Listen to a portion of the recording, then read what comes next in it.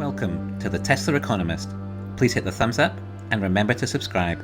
You can follow me on Twitter and talk to me on Patreon.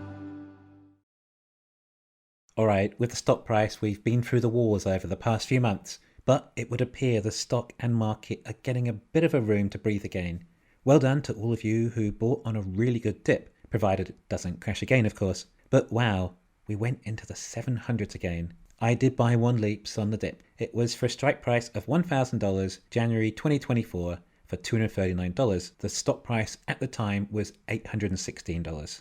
Let me know the best price you bought on the dip in the comments. I look like a hero though if I only tell you my winners. Well, that would give you a false confidence on my amazing ability to predict the future. But not really. All the leaps I have bought so far really have been close to the bottom of the dips. I do have some losers though, but with my shorter term call options. As a lot of you know, I did recently pick up quite a few options, particularly when Elon was selling his shares, when the stock price was in the 900s. We had these deliveries and earnings coming, along with the EV tariff, the two factories opening and 4680 batteries, and the stock price had dropped 30% from 1200 to 900. This felt like a rare opportunity. I discussed it and a lot of you also thought the same. We can never predict the future or the stock price, but our odds looked good. Anything can happen though, crazy things. But in my experience, when you buy options, sometimes they are the craziest times. I was so excited about the earnings call, I even bought a call options when the stock price was around the low 1100s for over $5,000 with a strike price of 1200. I think I got a bit carried away in all the excitement, but other than that, I don't regret any of the other options I bought. Half of them are expired now, but some don't expire until April. I had tried to make sure I had as much chance as covering these factories opening as I could, but I may have to write them off. But I'm glad I got to play with such an opportunity. It made me feel like a big shot. Anyway, I did also buy two leaps on this dip, neither expiring until January 2024. Anyway, this experience has taught me a lesson. Okay, I may have got the timing wrong on the call options. I knew what I was getting into and only played with money I could afford to lose. And I'll likely do the same thing again some other time if there's a similar opportunity and I have spare funds available. This is just for fun though, and if it hits big once, I could make $500,000. It is a little bit on the gambly side though. So I do like to just wait and wait for the right opportunity and not force it. But this is more of a trading strategy. As for my updated investment strategy though, well, it does include leaps. I no longer buy any shares actually. I haven't bought shares for quite some time. Now my theory is that Tesla's stock price will 5x within the next 3 years. To me, everything is pointing to that, aside from no catastrophic events. My investment strategy is quite simple. It's accumulating as many shares as I possibly can with Tesla, whilst also avoiding any major losses. I will just use some easy numbers to give you an example. Let's say I have 1,000 shares. This is my main holding of Tesla. If I sold 10% of them and bought options, then it would likely be enough money for 300 leaps, or 3 contracts.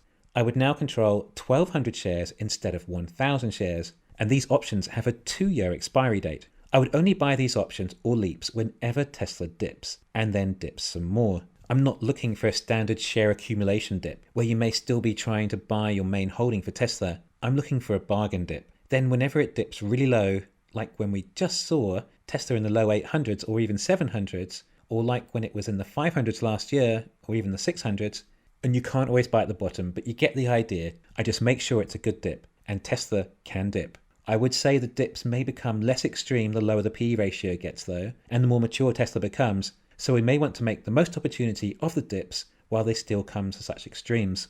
Buying on a bargain dip like this is extra important, as it say by the time the option expires, the stock price still hasn't done much, then you should still be able to make a profit due to buying it so cheap in the first place. In investing, you really want to avoid losing money.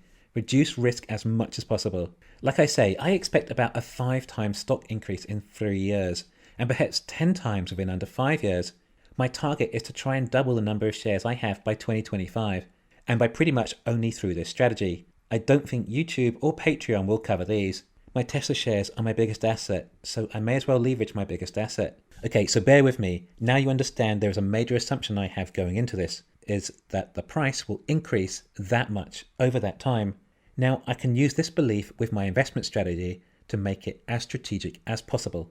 Let's start with a rough overall guide to my strategy. When Tesla dips to these levels, I may sell 30 Tesla shares. I use that money to buy a leaps contract as a 2-year options call, giving me control of 100 shares. over 3 times as many as I sold. I buy it at a strike price of around $100 above the money, i.e. if the stock price is $900, I would buy a $1,000 strike price. I want to build up as many leaps as possible so that I can be holding them during these stages when Tesla's stock price does what I'm predicting, increase between 5 to 10 times.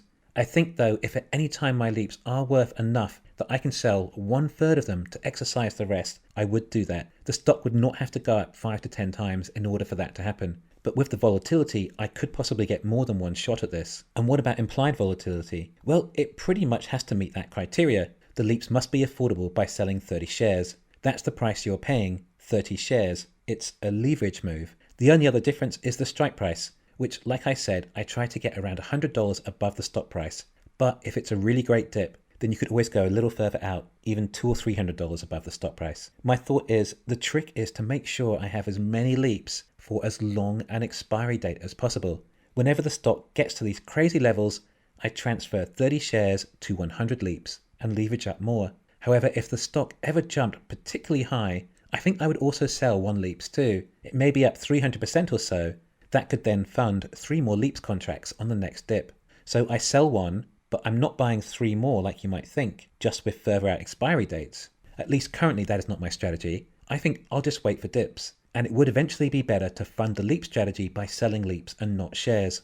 So back to our original example with 900 shares and 300 options. Well, if the stock price dropped again, you could buy 1 more and be down to 870 shares and now 400 options. Nearly 50% of the holding is now options.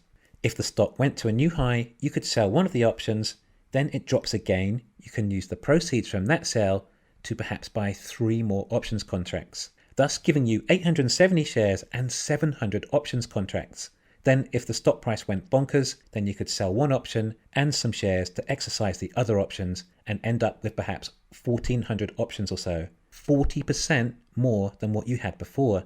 If you get a few dips and a few highs, it could start to build up. Also, the fact that you're continually cashing in your older leaps at highs to buy new ones when they're at lows means that you are also extending your expiry dates to further cover the chances that you'll be holding leaps over the periods Tesla's stock price explodes. Of course, this was not an investment strategy. This is just the best way I can currently think of to accumulate more shares. My investment strategy is to just buy shares and hold. And as you saw in this scenario, it was only 10% of the shares we were selling to buy the options. Also, this strategy would become a lot easier if Tesla's stock price splits. Anyway, I think I'm much better at predicting Tesla's stock price over a longer term, like 2 years, than 2 months. Let me know your thoughts on this one too. Thanks for listening. Please hit the thumbs up and subscribe. You can follow me on Twitter and talk to me on Patreon.